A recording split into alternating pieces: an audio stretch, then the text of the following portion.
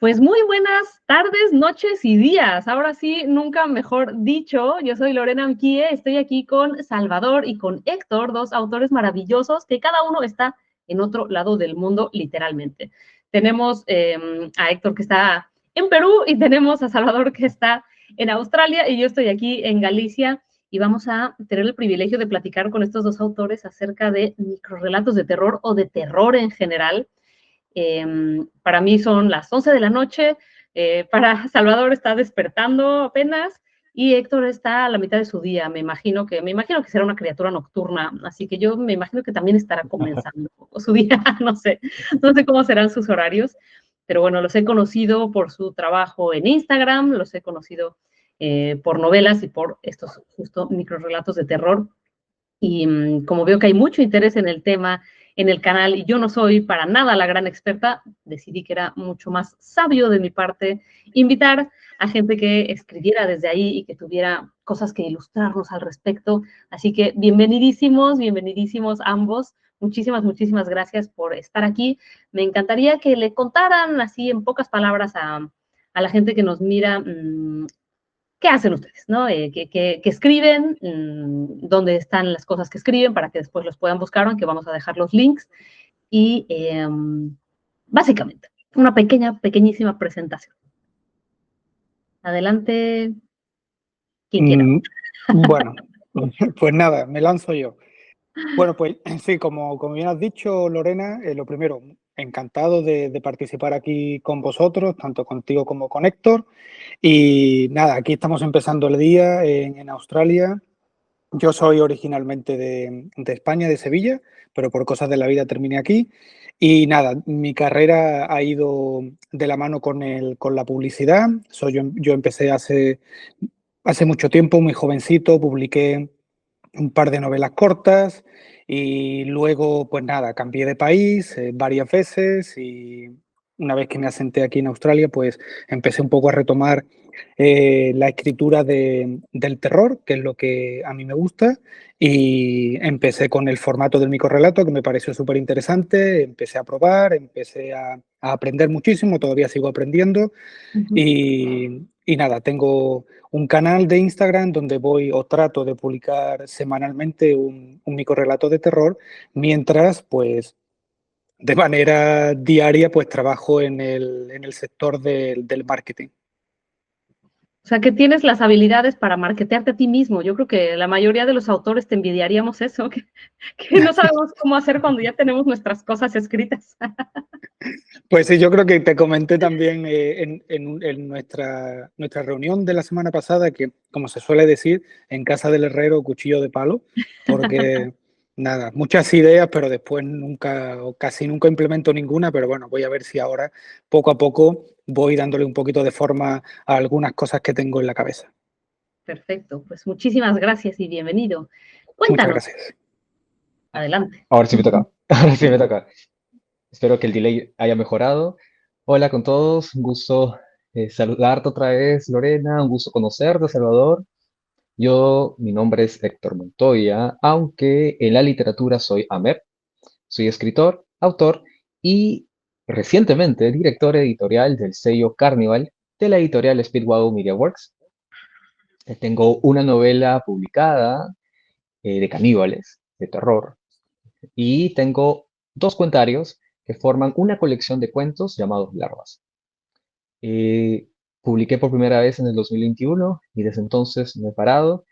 Este año, más que nada, he podido adentrarme más en el mundo de la literatura, conocer varias partes del Perú gracias a ello, disfrutar de varias ferias y haber participado en la Feria del Libro, no solamente mostrando mi libro, sino también con una presentación ahí, y ha sido una experiencia y un viaje maravilloso. Y estoy muy contento de compartir nuevamente mesa con Lorena y con otro colega del género para poder pulir más ese sentido, ¿no? Entonces, un gusto saludarlos y nada, aquí estoy. Ay, pues muchísimas gracias a los dos. A mí me apasiona el tema de lo que nos da miedo, ¿no? La gente que me conoce sabe que las criaturas, los vampiros, toda clase de monstruos, los zombies, todos me han apasionado siempre y de hecho, como les estaba contando hace un ratito, fuera de línea, mi tesis de máster fue de los monstruos medievales en la literatura española, ¿no? O sea, yo soy una apasionada de las criaturas, no tanto del terror en general, sino me he especializado ahí, pero he estudiado mucho de películas de terror, he leído mucho de qué es lo que, a qué le tememos los humanos, ¿no? A qué le hemos temido los humanos a lo largo de nuestra historia, porque me parece que es una manera maravillosa de estudiar la historia de la humanidad, ¿no? Una como cualquier otra, pero para mí una de las más interesantes, ¿no? Y me encantaría preguntarles para ustedes, ya sé que es como la pregunta obvia, pero me la van a perdonar. Para ustedes, ¿qué es el terror? ¿No? ¿Cómo definimos lo que es el horror o el terror? ¿O son diferentes el horror y el terror? No sé. Adelante. Bueno, en mi caso, sí, para mí son diferentes el terror y el horror. Creo que el terror es mucho más sugerente, ¿no? No hay tantas vísceras ni nada de eso, al menos a mi entender. Y a mí me gusta mucho más ese terror, esa sutileza que hay ahí en el género. Y más hablando más específicamente, yo de lo que escribo y lo que leo es ese terror esa propuesta de terror que, que trajo la narrativa gótica allá por el siglo XVIII y esa evolución que tuvo tan magnífica durante el XIX, cuando una vez que se mezcló con el romanticismo. Y ahí es donde yo vivo. Yo de ahí no salgo casi nunca y me quedo pues con esos autores y me quedo con ese ambiente. Como bien has dicho, el gótico trajo esas leyendas, esas profecías, esas supersticiones de la Edad Media y todos esos monstruos tomaron forma de una manera impresionante. Así que para mí el terror es esa propuesta de la narrativa gótica, de lo sobrenatural. Yo no entiendo el terror sin el aspecto sobrenatural. Así que en mi caso, pues para mí ese es mi mundo de terror en el que yo escribo y del que me nutro y el que disfruto. O sea que el asesino en serie o el tornado o las arañas o estas cosas que sí pueden existir, eso no lo consideras dentro del género porque no tiene este elemento sobrenatural, ¿no? Efectivamente, al menos para mí, yo no escribo sobre eso porque realmente no me inspira y todo lo llevo a esa época, a la época, digamos, finales del XVIII, la época del romanticismo, época victoriana, o bien en la época actual traigo todos esos elementos y juego con ellos Ya en pues un poco, claro, como a mí más me interesa, pues en casas, digamos, muy viejas, en bosques tenebrosos, lúgubres y, por supuesto, como bien has dicho antes, siempre trayendo de la mano a esos monstruos clásicos y sobre todo en mi caso me gustan mucho pues las apariciones de fantasmas y todo lo que tiene que ver con ese tema. genial. Y Héctor Bueno, escribe desde un lado totalmente distinto y por eso se me hacía tan interesante tenerlos a los dos. Adelante, por favor. sí, creo que el terror es la cúspide del miedo, esa angustia por lo desconocido o por aquello que no podemos controlar, que escapa de nuestras manos y que de alguna manera nos va a afectar o va a afectar a nuestros seres queridos o a un grupo de interés. Para mí el terror es ese miedo, esa angustia, esa cúspide de lo que a mí me indigna, lo que a mí me da miedo, lo que a mí más me angustia. Entonces, sí, yo enfoco el terror en mi literatura en ese sentido, pero siempre busco que tenga un sentido crítico, ya que creo que la literatura tiene muchos fundamentos, tiene muchas funciones, ya sea entretener, informar, concientizar, pero para mí la crítica es un elemento básico e indispensable que debe tener en mi caso, ¿no? En el caso de lo que yo escribo. Entonces, sí, yo defino así el terror como ya sea realista o paranormal, pero que sea esa cúspide del miedo, de no saber qué nos controla, qué nos va a afectar, qué nos va a golpear, qué va a aparecer y nos deja indefensos, ¿no? Nos deja a la merced. Mm. ¿Qué ¿Qué puede aportar hoy la literatura de horror cuando tenemos acceso a tantas imágenes de todas las clases de horror o de terror o de todo, tanto en las noticias, ¿no? Como en la televisión, como en las grandes producciones cinematográficas? ¿Por qué se sigue haciendo literatura de terror, no? Yo hablaba con Salvador hace unos días y le decía, es que a lo que más le tememos sigue siendo la oscuridad, ¿no? En el amplio sentido. Y entonces me pregunto si va por ahí, ¿no? El hecho de que se siga eligiendo un medio que obviamente no aporta todo, ¿no? No te enseña todo, ¿no? Entonces, ¿qué puede aportar la literatura? ¿Por qué seguir escribiendo de este género cuando para expresarlo podría ser tan sencillo como prender la tele, ¿no? Yo estoy totalmente de acuerdo con lo que Héctor ha comentado y yo creo que es fundamental. De hecho, la narrativa gótica sale un poco en contraposición al racionalismo, ¿no? De que todo se empezaba a definir a través de la razón. Entonces dijeron, bueno, aquí vamos a poner en juicio qué es real y qué no es real. Y fueron más allá y empezaron a traer todas esas historias de lo desconocido que tanto nos gusta y que siempre nos mantiene en vilo. Y ahí es donde pues aparece, claro, ahí no es solamente la vida, hay mucho más después de la vida. Ahí están estas apariciones, estas estos espectros que vuelven por diferentes razones, ¿no? Y que en muchos casos están relacionadas con tu propia vida y con actos que tú hiciste en vida y que tuvieron esa consecuencia más allá de lo que nosotros podemos, de lo que nosotros podemos razonar. Entonces yo creo que en todo eso, ahí hay un conglomerado de posibilidades gigantescas. Por eso yo creo que nunca va a pasar de moda este género, porque siempre puedes traer una idea nueva, porque todo está permitido. Esto va mucho más allá de, pues eso, más allá de la ciencia, incluso si queremos decir.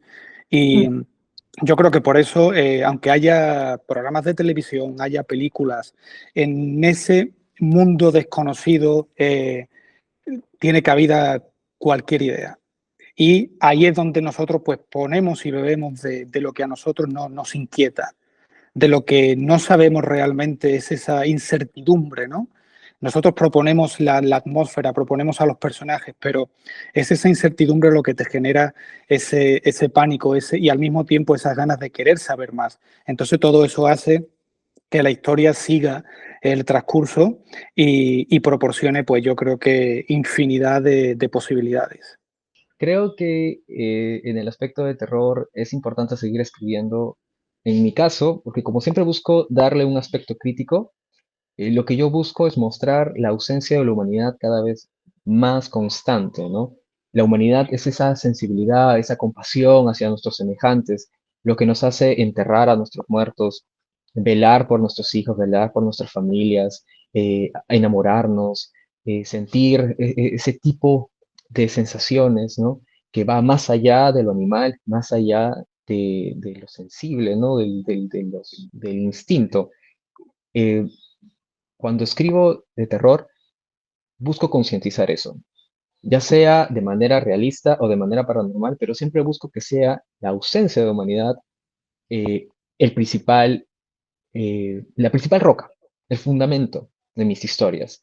Mis microrelatos siempre tienen esa crítica y tocan temas diversos, ya sea la violencia, el abuso, temas como el clasismo, la misoginia, el machismo, etcétera, ¿no? Tratado siempre desde este punto de vista de la ausencia de la humanidad, sean monstruos o no. ¿Por qué escribir de este género cuando la gente suele huir de las cosas que te dan miedo, ¿no? ¿Cuál es la atracción de habitar estos mundos para los autores de este género? Y vivir en un permanente desasosiego, ¿no? Buena pregunta esa. Bueno, no sé, yo puedo hablar solamente en mi caso. Yo, por ejemplo, estoy muy agradecido a la literatura de terror porque, en primer lugar, cuando yo voy caminando por la calle, no sé, como que tu cabeza o tu creatividad filtra la realidad en la que estás y empiezas a ver cosas que están relacionadas con posibles historias. Uh -huh. Entonces, no sé, un árbol viejo una casa que se está cayendo, etcétera, etcétera. Entonces siempre estás con esa visión de encontrar historias incluso de manera inconsciente. A mí al menos eso me ocurre. Y como a mí me gusta mucho el terror y ese aspecto desconocido y lo sobrenatural, y como dije antes, poner en tela de juicio qué es real y qué no es real, ir más allá de lo que vemos en el día a día, ¿no? Y de esta rutina que muchas veces nos enferma quizás demasiado, pues uno está mirando qué posibilidades ofrece un paseo, qué posibilidades ofrece pues visitar un área, ver una casa, etcétera. Y después, como hemos dicho, como todo tiene cabida en este género, a mí eso me potencia la creatividad y la imaginación, que para mí es fundamental, como no tiene ningún límite en este caso. A mí me encanta. Entonces, cualquier cosa evidentemente bien desarrollada, tiene cabida aquí. Y a mí eso me encanta. Entonces, no hay ningún techo. Y puedes experimentar y puedes mezclar y puedes interpretar las cosas de un millón de formas diferentes. Entonces, en mi caso, pues son varios elementos, por supuesto, ese tema relacionado con lo histórico y lo medieval, ese miedo ancestral que yo siempre traigo a todos mis microrelatos, ¿no? Ese desconocimiento que había en la Edad Medieval, por ejemplo, y que la gente pues usaba monstruos, usaba al vampiro para darle, para hablar de ciencia, usaban al vampiro, por ejemplo, ¿no? Y cosas como esas. Entonces, todos esos miedos ancestrales que se fueron generando con el boca a boca, que se fueron permaneciendo en la sociedad, en el folclore, pues para mí son fuente de inspiración, una fuente de inspiración tremenda, y me encanta todo eso. Así que, nada, eso es una serie de elementos de los que yo me nutro para crear mis historias. O sea, que a ti lo que te apasiona del terror es la posibilidad de que exista lo que se nos ha dicho que no existe, ¿no? Pero Efectivamente. Tiene ese mismo placer, pero lo que imagina son mundos de cuentos de hadas, ¿no? Pero ¿por qué el horror? ¿Por qué eso? ¿Por qué quieres habitar ahí? Eso a mí me apasiona esa... bueno, ya te lo había comentado, ¿no? Dentro de lo que he leído del terror, por ejemplo, se sabe que en México es uno de los géneros que más se consume. Y se ha encontrado una relación entre el gusto por el picante en México y el gusto por el género del horror, ¿no? Y existe esta idea de que, bueno, más bien se ha comprobado, se ha hecho esta correlación extraña de que tomar algo muy picante le lanza el mensaje al cerebro de que te puedes morir, pero luego no te mueres. Y entonces ese placer es ese. Estás haciendo algo peligroso, como subirte a un juego de feria que parece peligroso, pero al final no es peligroso, ¿no? Y supuestamente en México pues también hay este placer por el horror, por esto mismo, por el vivir algo que podría pasar, pero que al final no está pasando. Entonces, cuando se prenden las luces, tú estás a salvo, ¿no? Y bueno, hoy con los horrores que tenemos en Latinoamérica muy literales en las calles, se habla de, claro, tú te gusta ver horror ficticio porque te ayuda a sobrellevar mejor el otro horror, ¿no? Huyes de un horror que está más cerca de ti al pensar en otro. Pero entonces, habiendo tanto horror a nuestro alrededor, ¿por qué quiere uno vivir ahí, ¿no? ¿Por qué seguir comiendo el chile, ¿no? ¿Por qué seguir enchilándose? ¿Por qué seguir, por qué torturarse desde ahí? Esa sería mi pregunta, porque yo sí sé cómo se siente habitar un mundo angustiante para mis personajes, y yo vivo angustiada. Y yo sé por qué lo hago yo, pero no entiendo por qué lo hace la gente que escribe lo que escriben ustedes, y eso me interesa muchísimo. O sea, entiendo que para Salvador es eso la posibilidad, ¿no? Si existen fantasmas y si existen otros planos, pues también hay posibilidad de que existan tanto el negro como el blanco, ¿no? Si existe tanta sombra, existirá también tanta luz. No sé si va por ahí. Completamente, como hablábamos durante nuestra reunión previa, en esta época del gótico, en esa época victoriana, había sesiones de espiritismo, la gente quedaba en estas mansiones impresionantes para hacer sesiones de espiritismo, como el que tomaba el café. Entonces, claro, yo creo que en esa época, yo entiendo que fue, tanto como en la Edad Media, toda esta conexión con lo desconocido era muy, muy real. Entre comillas, lo de muy real, ¿no? Porque estamos hablando de lo irreal, pero tenía una importancia en el día a día tremenda. Entonces, si tenemos que hablar de lo desconocido como algo, entre comillas, tangible, yo creo que en estas dos épocas, en la medieval y en la época del gótico, la época victoriana, se dieron de la mano casi de una manera definitiva. Entonces ahí para mí es donde hay esa posibilidad, ¿no? de crear estas historias. Y luego en la otra pregunta la has respondido perfectamente. A la gente yo creo que le gusta mucho leer terror porque lo está leyendo en la seguridad del sofá de su casa, con la tranquilidad de que no le va a pasar absolutamente nada, pero tiene al mismo tiempo esa identificación con los personajes y con las situaciones que están sufriendo. Entonces, pues tienen ese placer por lo que genera el terror, pero al mismo tiempo dentro de esa zona de seguridad. Sí, creo que los amantes del terror nos encanta esa sensación, esa piel chiquita que se nos pone, al igual que un deportista extremo que le encanta la adrenalina. Creo que ver películas de terror, ver cosas que realmente pueden asustarnos o que nos mantienen tensos, es una sensación agradable que disfrutamos, ¿no? Que solemos disfrutar, que solemos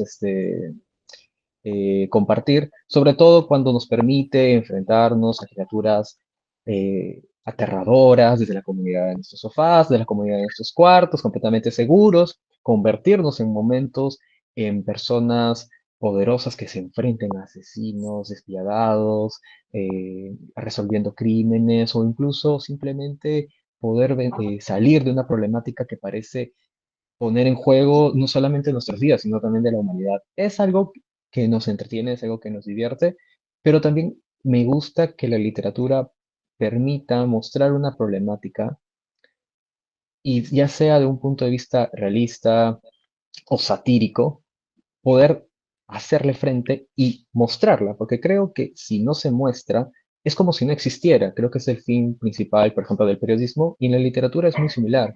Nos retrata situaciones que pueden ser cotidianas, que pueden ser ficticias, pero que muestran un comportamiento que, que es aterrador, que puede implicar no solamente nuestra integridad, sino la integridad de muchas personas, ¿no? Entonces yo creo que esa es un- una razón también por la cual a la gente le gusta leer literatura de terror.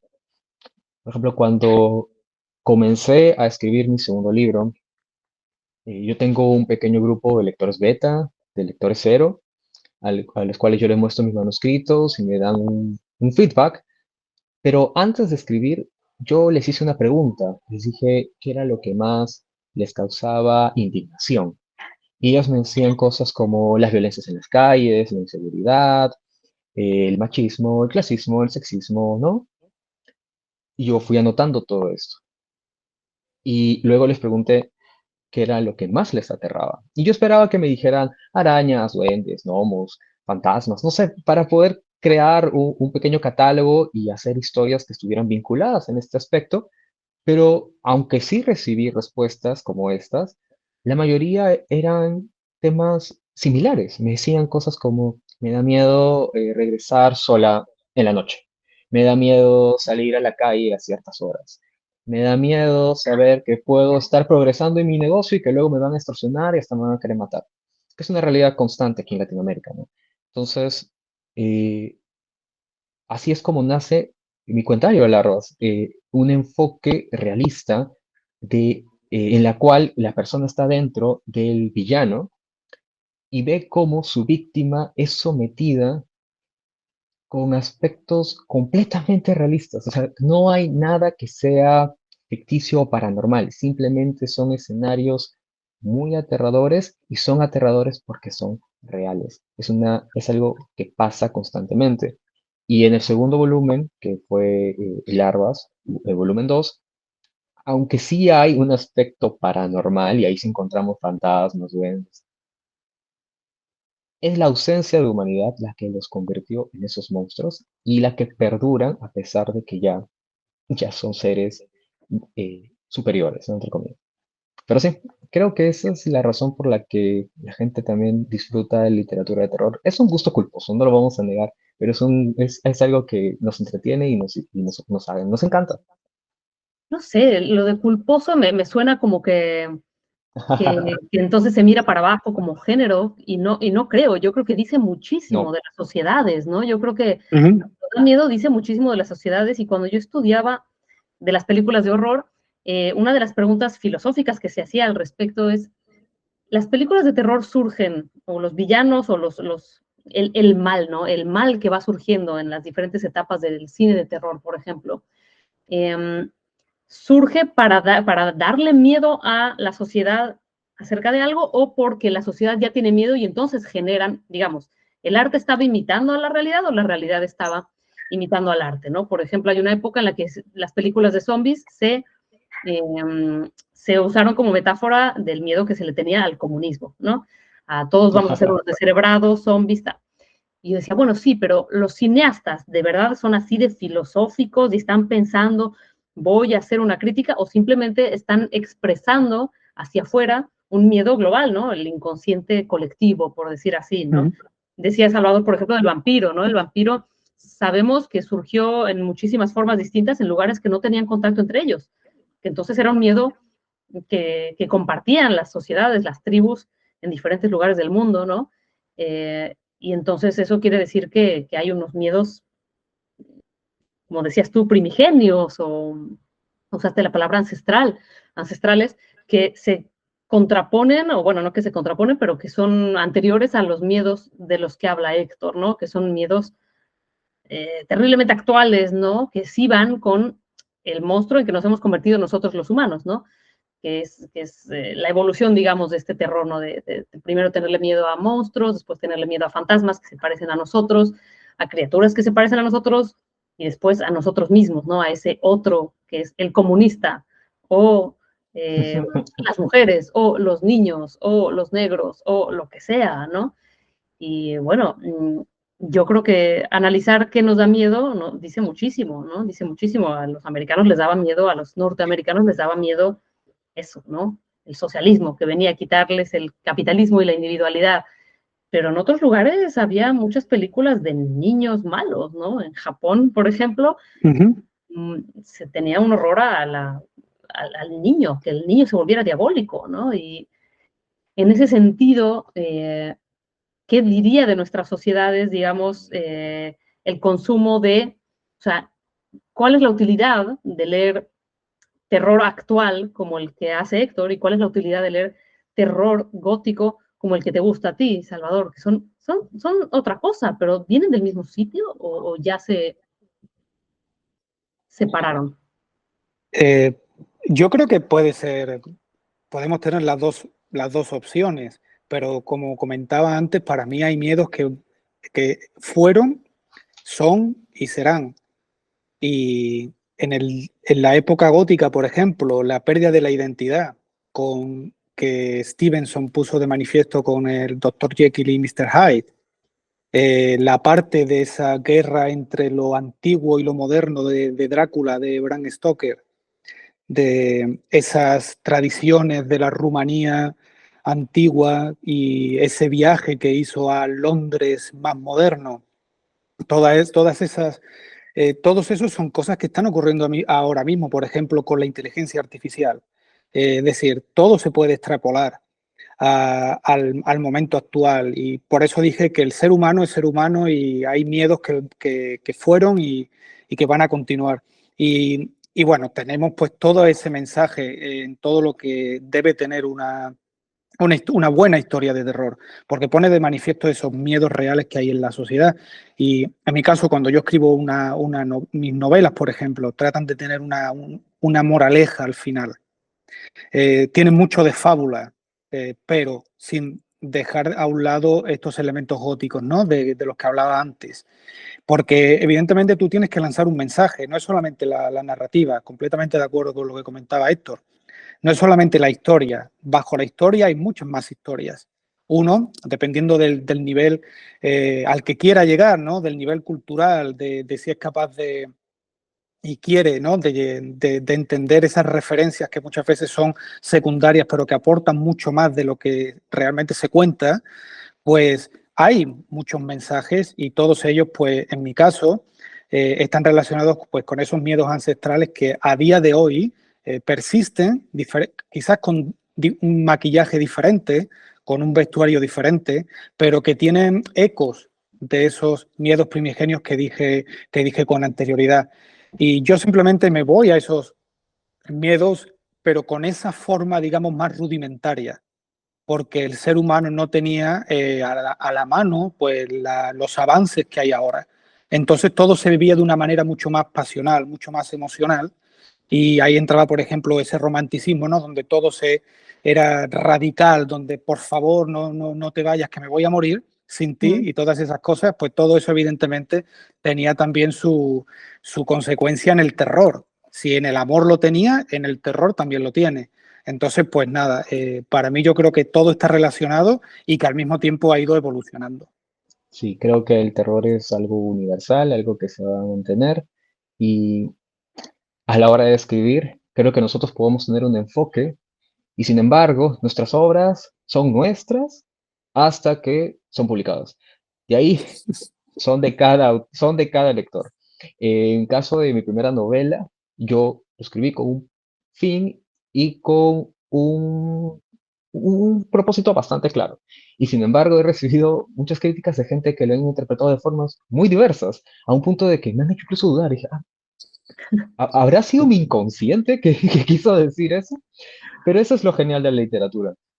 Es lo genial de la literatura, es lo genial del género, es lo genial de tener lectores, de tener gente que pueda sentirse identificada con lo que transmites y también puedan aportar y enriquecer tu trabajo, ¿no? Entonces, sí, sería mi acotación adicional, ¿no? De lo que dijo Salvador, que me parece excelente. ¿Por qué elegir el formato micro? Ah, Porque, Eh, perdón, ya, ustedes ya me conocen, ya saben que hablo mucho, perdón, luego me edito a mí misma, pero el tema es que de verdad me apasiona.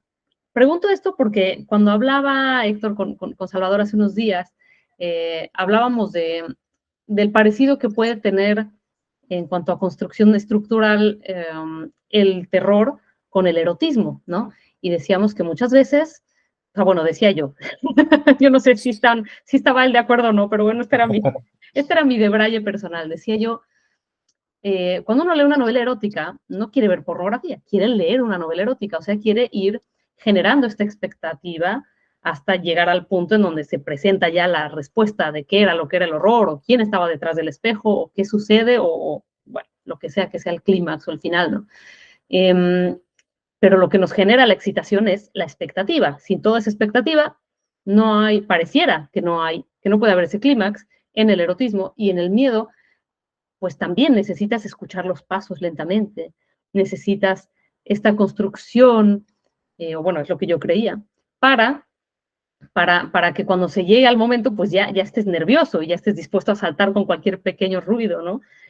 Entonces a mí me llama muchísimo la atención elegir el género micro, que además he leído a ambos y funciona genial, y entonces digo, ¿cómo se llega a esto cuando estás realmente saltándote eso? Ya no estás teniendo la oportunidad de crear atmósfera, ni puedes lograr una empatía real con personajes en 2 o 3 líneas, ¿no? No tenemos esto de que nos va a horrorizar que se muera el personaje con el que empatizamos nosotros, ni tenemos toda esta construcción previa, todo este foreplay para hablar del erotismo, ¿no? Todo este jugueteo previo. Entonces, ¿cómo llegaron a elegir este género y por qué? ¿Por qué es efectivo? bueno, en mi caso fue una especie de desafío. Yo quería volver a escribir mucho sobre terror y no quería pues estar simplemente desarrollando una sola idea. Por ejemplo, lo que puede ser la trama de una novela mucho más extensa, ¿no? Pues aparecían ideas y decía, esto da para un cuento, pero no tanto para un cuento, quizás para un microrrelato, y descubrí hace mucho tiempo el mundo del microrrelato de terror de la mano de Iwasaki, de Fernando Iwasaki, con su libro A Jugar Funerario. Y bueno, él vive mira, ahí lo tiene. Pues desde aquí le mandamos un saludo a Fernando, porque vive en mi pueblo de Sevilla, en La Rinconada, él evidentemente se mudó allí y he tenido la posibilidad de hablar con él algunas veces y bueno, es una excelente persona y excelente escritor, por supuesto. Y, y nada, luego pues dije, bueno, voy a intentarlo y voy a empezar a publicarlo porque es un formato perfecto para redes sociales y así pues nada, voy puliendo el estilo, porque todavía sigo aprendiendo cada día del feedback que dan los lectores, por ejemplo, el que me dio Lorena, que fue súper interesante. Y nada, en mi caso, sí es cierto que como en las palabras están contadas, pues yo trato de dar un poquito más de ambientación usando una imagen que tiene un corte gótico, que tiene un corte victoriano. Entonces la portada del microrrelato ya te está dando un poco a entender en la época en la que se va a desarrollar. Y eso para mí, se dice, ¿no? Muchas veces una imagen vale más que 1000 palabras, ya me ayuda un poco a ubicar al lector. Y después, pues nada, a mí me encanta que tú des una serie de ingredientes, pero sea después el lector el que termine de cocinar y el que al final se dé cuenta del plato que se le ha servido, ¿no? Que él ha ayudado mucho como parte de ese proceso. Entonces, esa sugerencia y ese decirle, esa interacción que uno necesita con el lector y que todo lo que el lector pone de su parte a la hora de terminar la historia, yo creo que eso, como ha dicho bien antes Héctor, genera un montón de posibilidades que muchas veces uno no se da ni cuenta. Yo he tenido muchas veces comentarios, porque esto fue lo que ocurrió. Yo dije, wow, impresionante lo que esta persona ha dicho. Digo, es algo relacionado, pero es súper potente cómo ha cerrado el hilo argumental que yo ni siquiera lo había previsto. O sea que en el microrrelato se requiere, digamos, de la participación imaginaria del lector, no estás dándole todo. Sin ninguna duda. Tú le estás dando los ingredientes, le estás diciendo paso 1, paso 2, paso 3, paso 4, es decir, lo estás guiando por la trama, pero después el resultado final es siempre acorde a lo que el lector esté dispuesto a poner de su parte. Y a través de su propia experiencia, a través de lo que, por ejemplo, piense de este género, a través de un montón de cosas. Entonces lo personaliza tanto que realmente tiene un impacto súper interesante. Y por eso me encanta mucho este formato. Muy difícil, que yo sigo aprendiéndolo, pero al mismo tiempo fascinante. Requiere de un ingenio que otros géneros te permiten más alargarte, ¿no? Siempre digo yo que, por ejemplo, comparando el cuento con la novela, que en la novela uno puede debrayar un poco, puedes divagar, puedes tener lugares más latentes, más lentos, y el lector se va a quedar contigo si ya lograste involucrarlo con el personaje. En el cuento no puedes hacer eso, ¿no? Tienes que ser muy eficiente, no puedes tener espacios vacíos, no puedes tener latencias, tienes que mantener todo aquí, todo el tiempo. Y aquí, bueno, pues es al triple, ¿no? Héctor, por favor, cuéntanos tu visión. Sí, en mi caso comenzó con algo un poco más personal. Yo desde chiquito escribía pequeños cuentos, eh, lo que para mí eran grandes obras, ¿no? De una, dos caras, tres caras. Y como todo pequeño, lo primero que hacía era mostrárselo a mis padres o a mis amigos. No creo que es algo muy de nosotros. Queremos mostrarle a nuestros padres el dibujo que hicimos, la escultura que armamos, nuestro juguete o un paso o algo. Y bueno, mi padre, quizás por el trajín del día y su trabajo, él miraba quizás mis historias y decía como, ah, qué bonito, está bien, hijo, pero como era un poco extensa, quizás no se tomaba todo el tiempo porque estaba cansado, lo entendía, ¿no?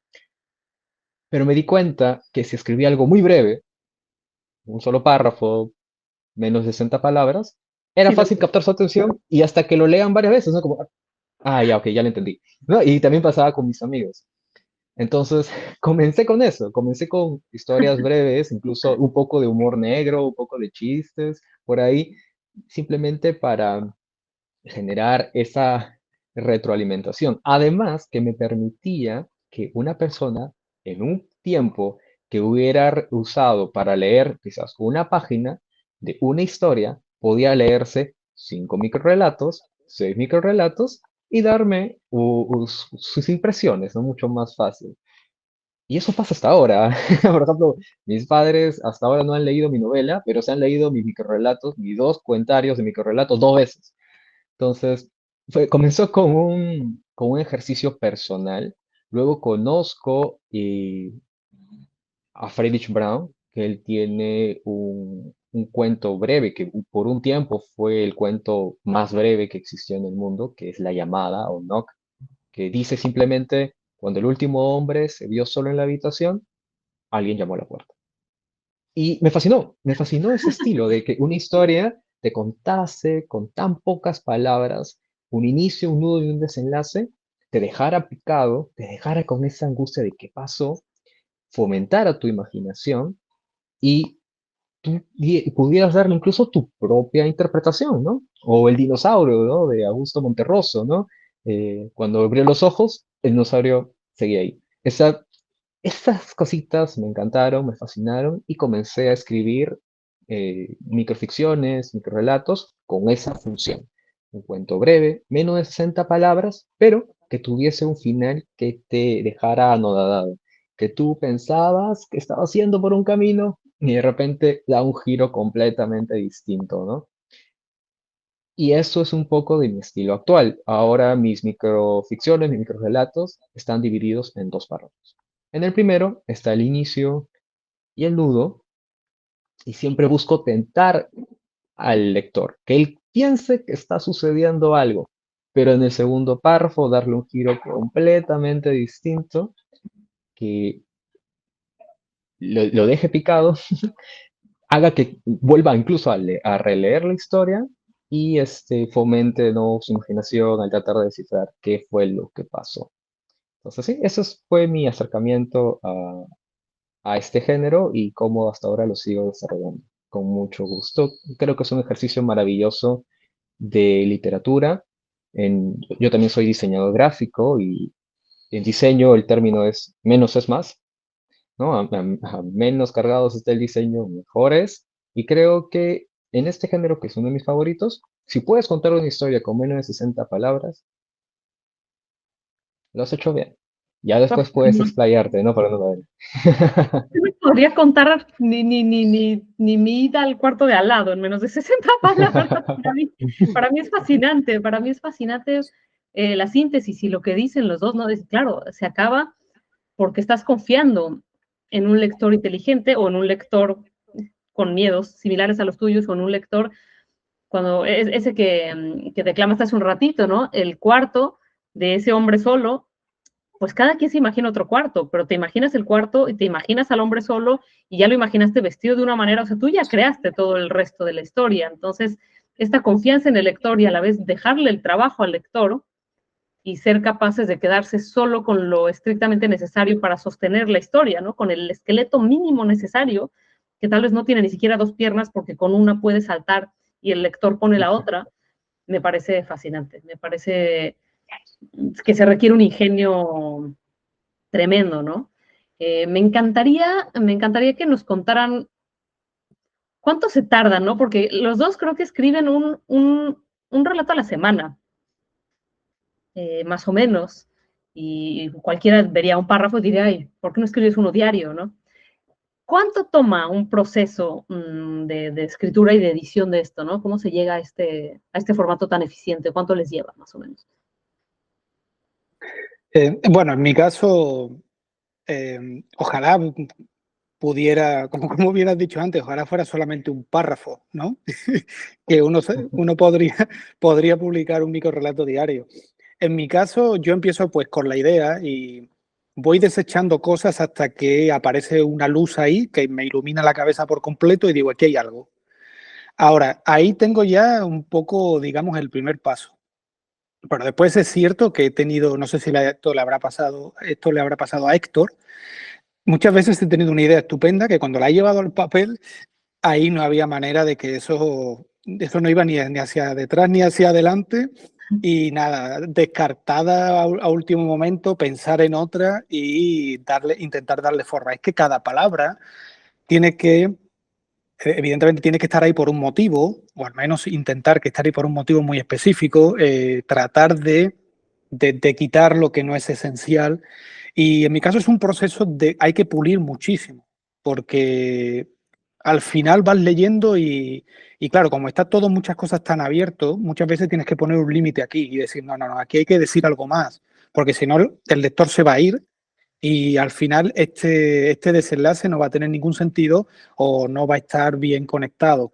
Así que es un proceso súper interesante porque requiere realmente de mucha atención, requiere de eso, de dar lo justo y necesario y saber dónde está ese límite, eh, dónde está el límite de sugerir y no ser obvio, dónde está esa capacidad para sorprender al final. Es decir, es un formato que proporciona todos estos desafíos y que es una maravilla. Así que, bueno, en mi caso, pues eso, empieza con esa idea y luego trato de llevarlo al papel y ver si tiene potencial o no y luego voy puliendo, voy puliendo, voy puliendo y si no, pues nada, descarto y voy con otra y a lo mejor 3 meses después viene la idea que se te había quedado colgada en ese microrelato que no eras capaz de terminar. Así que nada, es fantástico. Sí, me pasa, es verdad. A veces tenemos la idea en la cabeza, luego la transmitimos en el papel y decimos, no, esto no puede ver la luz del día. O quizás después le puedo dar una pulida para ver qué más puede pasar. En mi caso, yo trato de buscar inspiración en el día a día, en las calles, en las noticias, en anécdotas, y siempre busco darle este aspecto tenebroso, realista y crítico. Y también por ratos también busco, a veces hago simplemente un poco de humor, a veces busco darle un tema de algo que a mí me fascina. Por ejemplo, recuerdo que una vez acá en Perú tuvimos un fin de semana largo y cuando inició la semana, el microrelato que publiqué fue Abre los ojos y era lunes. Y algo así cortito y a la gente le gustó, le agradó, lo compartió, ¿no? Entonces, en mi, en mi, as- en mi experiencia, para poder inspirarme, busco inspiración en donde sea. Y trato de darle mi enfoque personal. Trato de dividirlo siempre en 2 párrafos y darle el plus de, ok, voy a escribir de esto, pero tendrá este giro. Voy a hacer esto, pero pasará esto. A veces es una frase, a veces es una frase que me agrada, a veces es un remate. Casi siempre hago lo posible para empezar por el final, porque es lo que va a sorprender al lector. Tengo bloqueos muy grandes también. Tengo a veces la sensación de que estoy repitiendo constantemente la misma temática y eso a veces me frustra, pero lo mejor es que lo disfruto. Eh, yo soy comunicador social, soy publicista y dentro de la publicidad me he especializado en el diseño publicitario. Y aunque lo adoro, sé que es mi trabajo, sé lo que es lo que pone para las tortillas, ¿no? Es lo que me da de comer, pero por más que lo disfruto, a veces me estresa, a veces digo, ¿por qué escogí esto? ¿Por qué me vuela la cabeza? Pero la literatura no. La literatura para mí tiene un fin terapéutico. Me permite botar todo lo que tiene, todo lo que cargo, mis frustraciones, mis angustias, pero también mis deseos, mis alegrías, mis placeres. Puedo botarlo todo ahí. Y en el caso de la minificción, es algo que me encanta, es algo que me fascina. Así que, aunque por ratos también genere cierta frustración y cierto bloqueo, me recuerdo a mí mismo de que estoy haciendo algo que me encanta y que me está ayudando a acercarme a más personas y que seguramente alguien encontrará lo que escribo entretenido, divertido o simplemente gratificante. Así que eso me sigue motivando a seguir intentándolo, a seguir intentándolo y seguir.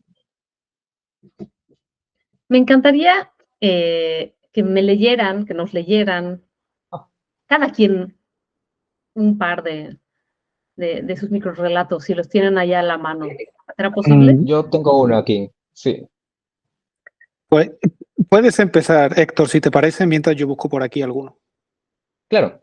Y yo tengo uno bastante corto, se llama Pesar.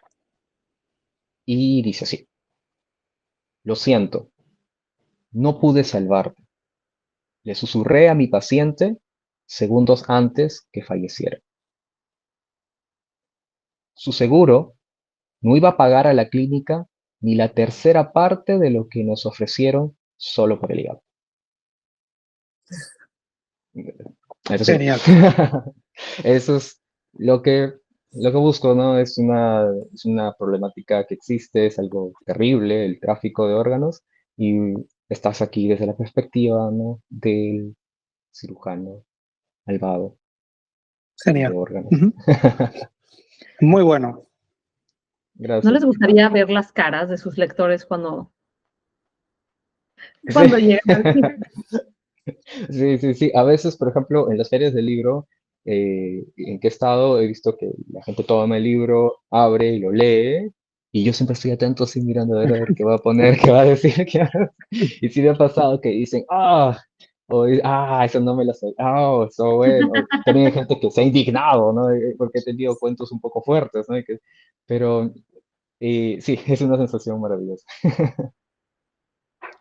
¿Nunca les ha pasado toparse en sus historias con algún personaje que les pida escribir más largo? Sí, sí, Sí. sí, sí. Ujú. Y Y hay algunos cuentos que espero en algún momento convertir en novela, pero sí, por el momento aún las tengo ahí. ¿ya tienes algo para nosotros, Salvador? Sí, tengo aquí un microrrelato que se llama Cartas de amor. La mujer no titubeó y lanzó una primera carta al fuego de la chimenea. Visiblemente nerviosa, agarró una segunda, con corazones en el reverso, y también la lanzó a las llamas. Hubo una tercera carta y también una cuarta que incluía una delicada poesía. Todo se convirtió en cenizas. Fue entonces cuando las llamas se alinearon y una figura de lumbre apareció en la estancia. Aprecio tu entusiasmo, dijo la criatura dirigiéndose a la mujer. ¿Qué quieres a cambio de tu alma?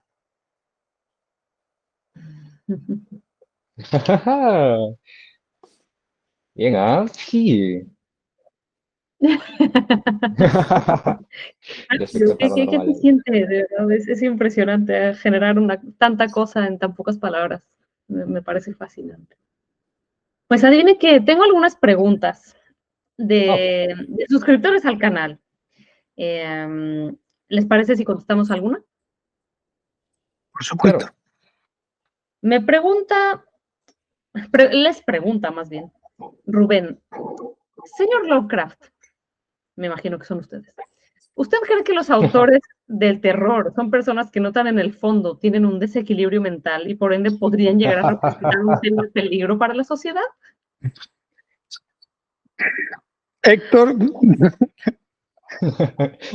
Me ha pasado bastante. Por ejemplo, mis primos ya terminaron de leer el Larvas 1, el Larvas 2, y yo recuerdo que mi primo se me acercó y me dijo, Héctor, ¿estás bien? Y yo así como, me ha pasado. Por eso siempre en las ferias del libro también trato de ser lo más buena onda posible porque siento que la gente piensa que soy un psicópata en potencia y es que en realidad yo creo que es verdad que ponemos bastante de en un aspecto de la literatura, varios de nosotros ponemos experiencias propias y a veces es esta biográfica, ¿no? Casi biográfica, nuestra literatura. Pero en realidad creo que un buen escritor es también un buen actor. Y así como un buen actor que se puede disfrazar de muchos personajes, caracterizarse, introducirse y personificar como es correcto, un buen escritor también puede hacer eso, crea voces, se convierte en una persona completamente distinta a él y si puede lograrlo, entonces es un buen escritor. Así ujú, que sí, sí, yo diría que los autores de terror no estamos locos, pero mm, nos volvemos a la hora de escribir. A mí me da más miedo la gente que escribe otro tipo de géneros. A mí también me decían, cuando yo era gótica, ¿no? Yo cuando hice mi serie de vampiros, bueno, me vestí así, ese era mi estilo, y además hay mucho asesinato y mucha víscera en mis novelas. Y me decían que era mala, ¿no? Que era mala. Y luego me conocían y me veían y me decían, ay, pero te ves tan buena gente con tu cara de niña. Y yo digo, sí, todo lo saco en los libros. Entonces, por eso me da miedo a otra gente que no tiene dónde sacar esto. Los humanos tenemos los dos lados y cuando lo sacamos de una manera sublimada, sana, como es el arte, entonces ya no lo tenemos dentro y podemos ser buena gente, ¿no? Así es. Sí, sí, no es nada más que ficción y nada, completamente de acuerdo con lo que habéis comentado, tanto tú como Héctor. No hay nada que temer, lo que hay es mucho que leer. Y de hecho tengo una frase para eso. En mi cuentario Larvas tengo una pequeña introducción y yo digo esto. Las voces en mi cabeza dejaron de perturbarme cuando las demás empezaron a leerlas. Ahora ustedes, mis queridos lectores, son los locos. Así es. Ya, les pasé mis monstruos, claro que sí. ¿Eh? Cuando uno les da, los pones en el papel y los sacas de tu alma. Ujú. Es lo que quería complementar con lo que había dicho Lorena. Pero sí, Está muy buena excelente. esa. Está muy bien, totalmente. Bueno, les preguntan, em, ¿qué hace a un protagonista de terror ser bueno? Me imagino que se refieren a ser un buen protagonista, no me puedo imaginar que se refieren a ser bueno de bondad, ¿no? ¿Qué convierte a un protagonista de terror en un buen protagonista? En un buen protagonista, para mí, que el terror te da la posibilidad de que el protagonista puede ser cualquiera. No tiene por qué ser una persona de carne y hueso, como hemos dicho antes. Un buen protagonista de terror es el Mr. Hyde, como dijimos, ¿no? O, o no sé, hay muchísimos casos, pero para mí, no sé, un animal, cuentos, ¿no? Donde el protagonista es el gato de una bruja, por ejemplo, seguro que habrá por ahí. O yo creo que en este caso, como puede ser, bueno, estamos hablando también de estas muñecas, ¿no? Que están poseídas. O sea, que es que este género te da un sinfín de oportunidades. Así que yo creo que un buen protagonista es ese que, bueno, en primer lugar, estamos hablando de si el protagonista es el villano, es el, entre comillas, esa La persona, ¿no? víctima. La víctima, pero siempre, ¿no? Como en este género están las escalas de grises, ¿no? Donde ni el bueno es tan bueno ni el malo es tan malo. O sea que yo creo que al final, más que el protagonista, tiene que ser ese sentimiento que te genera una vez que terminas el libro y te deja ese pozo ahí y recuerdas esa historia pues por el protagonista, por ejemplo, o por lo que ocurre, pero que te genera ese recuerdo y cuando te genera ese recuerdo, una historia que has leído, yo creo que ahí es donde tienes una buena obra entre las manos. En mi caso, creo que un buen protagonista es un protagonista creíble. O sea, que realmente te compras el paquete. O sea, que sea un muy buen psicópata, tanto así que lo detestes, lo odies.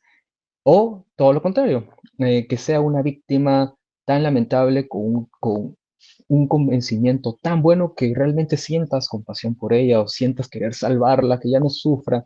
Entonces, si consigues que tu protagonista sea realista, realmente sus expresiones, su actuar, su pasado, su fondo, todo, esta construcción sea buena, por consiguiente, el protagonista será bueno, en el sentido de que será creíble, realmente conseguirá generar emociones positivas o negativas en ti, no será un personaje hueco, no habrá una incoherencia entre lo que diga o haga.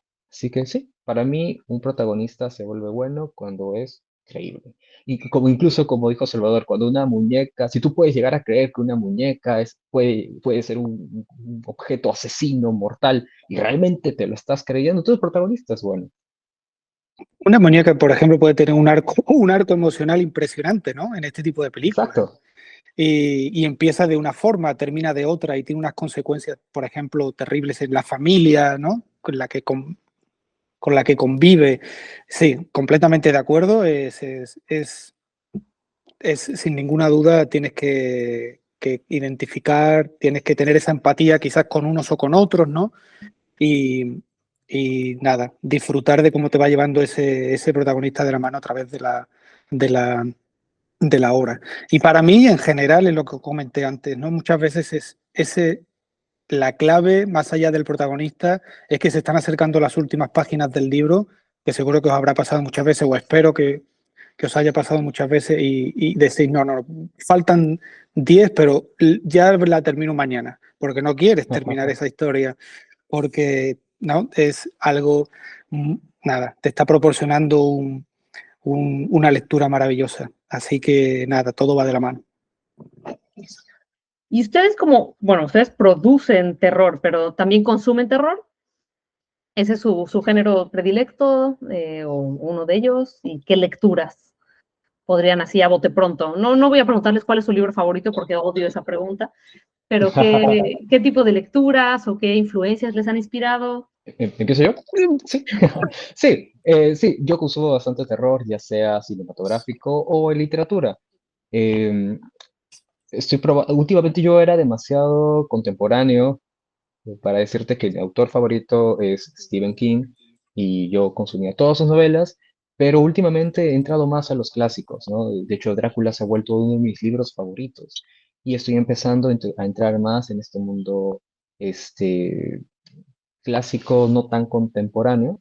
Creo que en el Perú también hay muy buenos autores de este género que también estoy explorando y consumiendo y me está fascinando lo que encuentro. Y ahora como editor de un sello que está destinado a la literatura young adult de terror, sigo forjándome incluso con los manuscritos que empiezan a llegar a la editorial, ¿no? Entonces, Pues sí.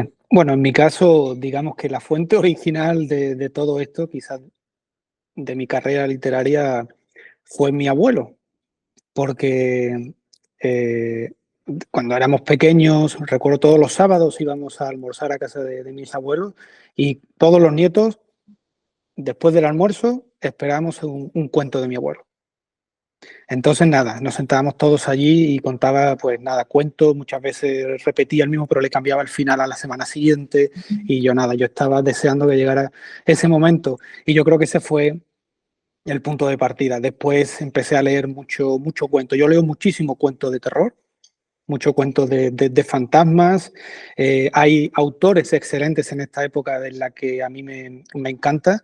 Y bueno, uno de ellos, por ejemplo, para mí uno de los mejores autores de terror, aunque suene un poco raro quizás, pero para mí uno de los mejores autores de terror fue Becker. Las leyendas de Becker para mí son impresionantes. Son cortometrajes de terror. Es como realmente ver la película. Y me encantó cuando leí las leyendas de Becker en el instituto.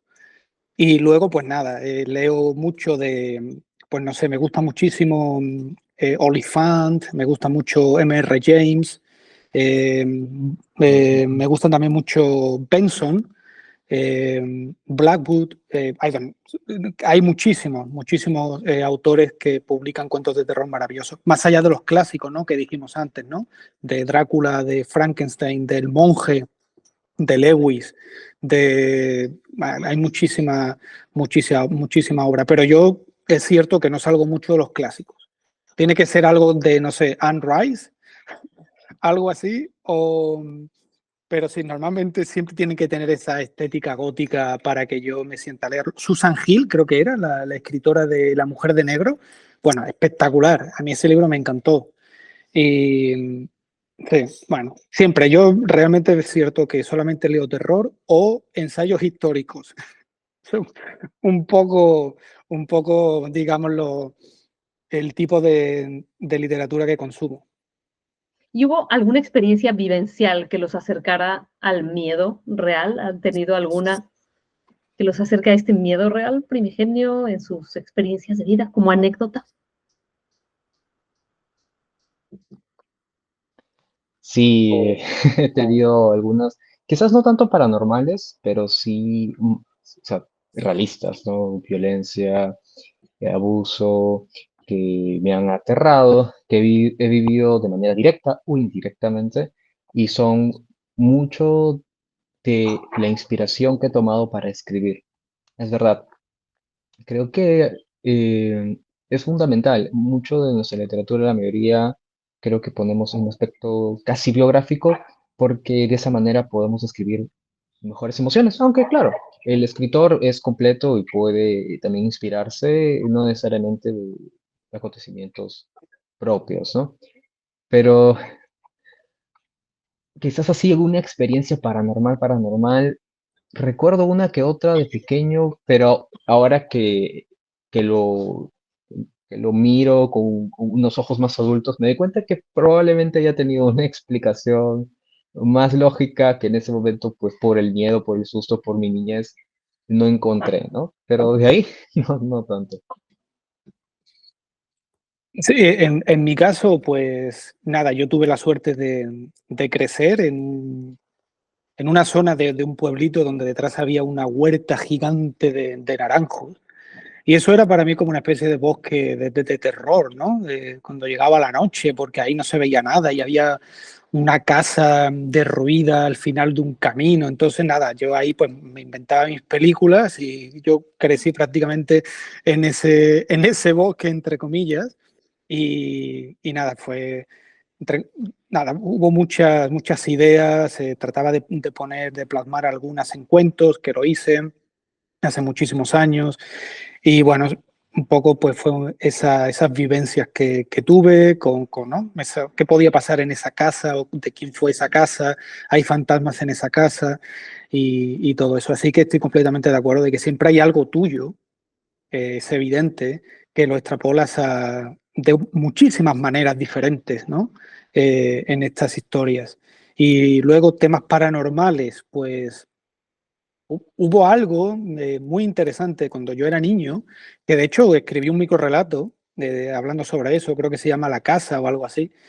Y evidentemente estoy de acuerdo con lo que comentó Héctor. Ahora seguro que tiene una explicación, pero en ese momento yo que era muy pequeño, a mí no me gustaba mucho la oscuridad durante una época, entonces nada, mi madre se quedaba a leer por la noche hasta que yo me quedaba dormido.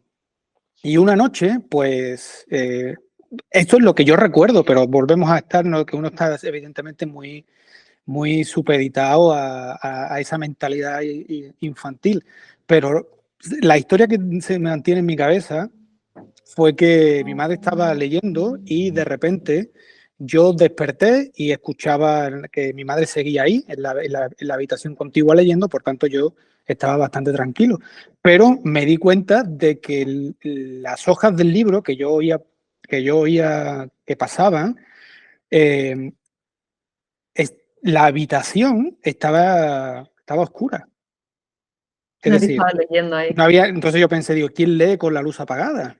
Digo, mi madre seguro que Claro. no. Así que claro, ahí evidentemente pues ya salté, mamá, ¿dónde estás? ¿No? Y punto, era muy pequeño, que seguramente a saber lo que pasaría ahí y uno evidentemente lo mitifica.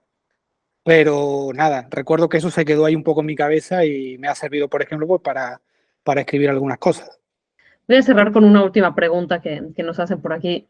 ¿Cuál sería como la presencia de esta dicotomía o de esta, ¿no? De esta cosa binaria de el bien y del mal en el terror? Eh, no, en mis historias al menos no hay una criatura que es mala simplemente porque nació mala, porque vivió mala, o porque creció mala, o porque tiene el fundamento de ser malo. Casi siempre busco que haya un sustento que le dé un propósito, pero que no necesariamente sea justificable. O sea, yo creo que eh, es importante también conocer la perspectiva del otro plano. De hecho, en, en Larvas quería mantener eso.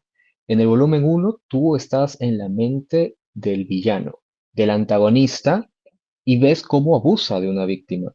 Mientras que en Larvas volumen 2 ahora tú estás en la mente de la víctima y ves cómo, a pesar de sus esfuerzos, no puede hacerle frente a esta entidad paranormal que va a aparecer. Y en nuestros benefactores, también estás en la perspectiva de un ser, del protagonista que se va a enfrentar a una entidad, a un grupo completamente poderoso que lo va a aplastar como una mosca.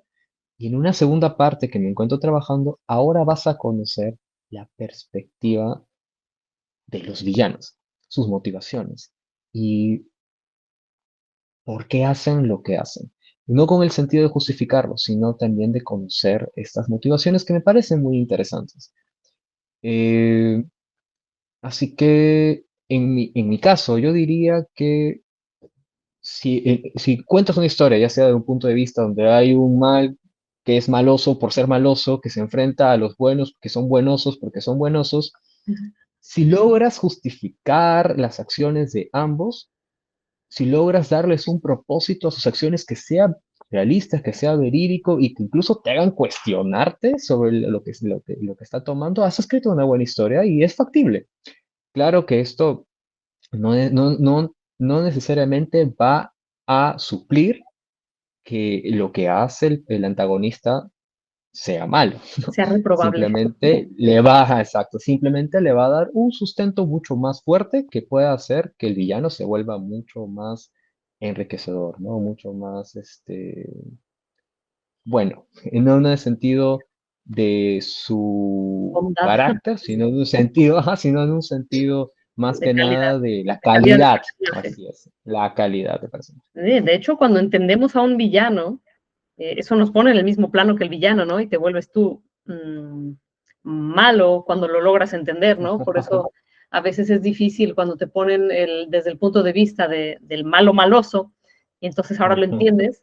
Yo recuerdo que yo le huía a escribir esas perspectivas de mis historias, ¿no? Me decían, bueno, ¿por qué no escribes desde el lado del bully, ¿no? En el caso mío, que escribí una novela de acoso escolar, y yo decía, porque no quiero entenderlo y justificarlo y sentir cariño por él, porque es malo, ¿no? Yo quería que fuera negro contra el blanco, pero como decía Salvador hace un rato, ¿no? El tema es la gama gigantesca de grises que hay también dentro de este género, ¿no? Sí, totalmente de acuerdo con vuestras dos opiniones, tanto lo que ha comentado Héctor, que es muy importante repetir que tiene que ser creíble todo lo que vayamos a comunicar y vayamos a compartir con los lectores tiene que ser creíble. Y, por supuesto, lo que has dicho, Lorena, de esa escala de grises. Yo, en mi caso, este tema del bien y el mal, yo pongo ambos dentro de mis personajes. Ahí va. Ahora tú decides lo que vas a hacer con él, si vas a tirar por aquí o vas a ir por allí o te vas a quedar en uno, pero en ciertas circunstancias vas a hacer uso del otro. Es decir, entonces yo pongo ambos. Para mí el bien y el mal están dentro de esa persona, dentro del personaje, ¿no? Y después a través del arco emocional de ese personaje, pues vamos viendo cómo va evolucionando y para dónde termina, dónde empieza, dónde termina. Y para mí eso es muy, muy interesante. Como esta, por ejemplo, esta mujer que le tiraba las cartas a la chimenea, ¿no? Que como aquel que quiere olvidarse de una pena y de repente lo que estaba haciendo era una invocación, pues bueno, Sí. fue su decisión. Ella interpreta el amor de esa manera y nada, es su decisión. Así que fue una decisión completamente voluntaria. Y ahí es donde yo pongo ¿no? esas posibilidades del bien y el mal dentro y luego el personaje va creciendo y va tomando unas decisiones u otras. Como hemos dicho antes, no todo es blanco o negro. ¿Alguna vez se han quedado ustedes mismos desasosegados de algo que hayan escrito? En plan, ¿cómo es que yo pude idear esto? Yo tengo miedo de lo que yo escribí. Sí, sí. Sobre todo porque yo, por ejemplo, soy amante de los animales, de los perros, y he escrito una historia de abuso animal que yo quería transmitir porque es una problemática que existe, es algo y la verdad es que sí me dolió bastante escribirla, y, y creo que eso es importante.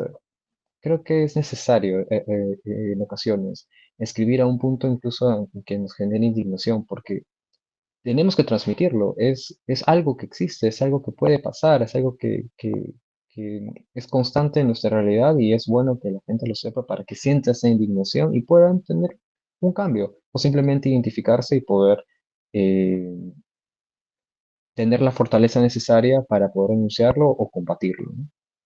Así es. Yo creo que si a ti tú no estás de acuerdo con lo que has escrito o no te produce absolutamente nada la lectura de esa historia que has escrito, evidentemente no tiene ningún sentido compartirla con el resto del mundo, ¿no? Como podemos decir. Así que tú primero tienes que estar dentro de esa historia, tienes que saber el porqué, evidentemente siempre hay un porqué, si no, no saldría. Y una vez que tú estás de acuerdo y has dicho, sí, he puesto todo lo que puedo, en este texto. Ahora ya, como bien dijo antes Héctor, ¿no? que el lector haga lo que quiera con él. Pero yo estoy conforme, he disfrutado del proceso, estoy muy orgulloso de lo que he hecho y he disfrutado, como bien he dicho antes, he disfrutado del proceso y del resultado final. Ay, pues muchísimas, muchísimas gracias. No sé si haya algo que quieran agregar, si hay algún consejo para la gente que quiere escribir, ya sea en micro o de terror, o ambas, ¿no? Porque es algo muy específico, ¿no? Los microrelatos de terror. Y ya para despedirnos. Sí, en mi caso, simplemente decir que estoy agradecido nuevamente por esta invitación, por haber compartido estos momentos. Y para aquellos que tienen la intención de escribir, de publicar, el consejo que les puedo dar, el único consejo directo que les puedo dar es escriban, escribe mucho y lee mucho. Es lo más importante. Encuentra la forma de escribir y hazlo. Apasionate, diviértete. Y lo más importante, no seas tan crítico contigo mismo. No busques escribir un bestseller. No busques que la primera palabra que escribas, la primera frase que escribas, tenga que ser la más memorable de la historia de la literatura. Escribe lo que te divierte, lo que te apasiona y poco a poco vas a agarrar un mejor ritmo, vas a agarrar una mejor técnica con la lectura, que es un ejercicio también para tu estilo. Podrás complementar lo que sea necesario y en algún momento vas a encontrar a tus lectores, vas a encontrar gente que va a disfrutar tu literatura y eso te va a ayudar a seguir pues motivándote a escribir más y a disfrutarlo, sobre todo disfrutarlo en el camino, ¿no? Así es, completamente de acuerdo con cada palabra que ha dicho Héctor y por supuesto que lean muchísimo, que lean mucho y que yo diría también que cuando escriban, por supuesto que disfruten de ese momento, pero que lo disfruten en ese momento presente, que la cabeza tiende a irse a esto va a llegar a las librerías, esto lo va a querer publicar una editorial y yo creo que eso contamina ese proceso creativo. El proceso creativo es en ese momento y no existe nada más, o no debería existir nada más. Así que se sienten, que la gente se siente, que la gente escriba y que disfrute muchísimo, porque si no disfrutas, que es lo principal, si no tienes ese entusiasmo por plasmar en papel tus ideas, evidentemente el resto no tiene mucho sentido. Así que nada, animar a todo el mundo a que lo haga, que escriba muchísimo, que lea mucho y que disfrute, como dijo Héctor, del proceso. Pues muchísimas gracias. Les recomiendo a todos que busquen a amev.93 en Instagram y a Salva Ortiz Serradilla en Instagram. Ahí pueden leer sus microrelatos y estar más en contacto para ver si pueden conseguir el resto de sus libros o bueno, seguirlos leyendo online. Pues les agradezco un montón la generosidad de su tiempo, de sus puntos de vista. Muchísimas, muchísimas gracias por haber atendido a esta convocatoria nocturna para mí, matutina para ti y vespertina para ti. Gracias, gracias, gracias. Y nada, nos despedimos. Muchísimas gracias. Muchísimas gracias a ti. Muchísimas gracias, ha sido un placer. Encantado, muchas Hasta gracias. luego.